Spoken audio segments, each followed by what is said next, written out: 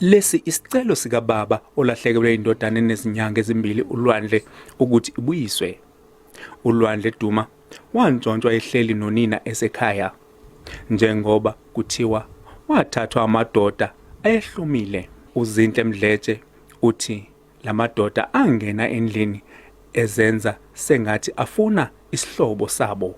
Laba bathi lesihlobo basola ngokuthi sibantshontshele. Ngemuva kokungena ngesankahlu bashaya ubhuti kaMdletshe ngempama. Ngaphambi kokuthi babaleke bathatha ingane kanye nomakhalekhukhwini. Wathi kupha bangakuthatha ukuze ulungela bona ukuthi baserazi.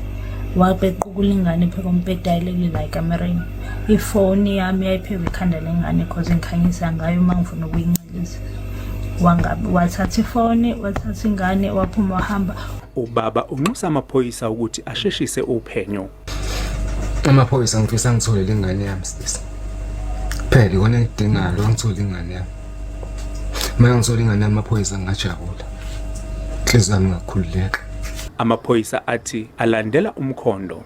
Investigators from the Family Violence, Child Protection and Special Operations Unit are working around the clock following every lead and clue in a quest for justice.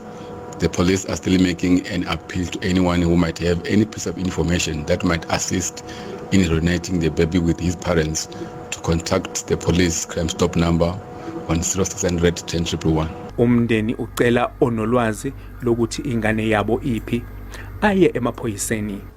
Mlondi Khatebe, SABC News, eThekwini.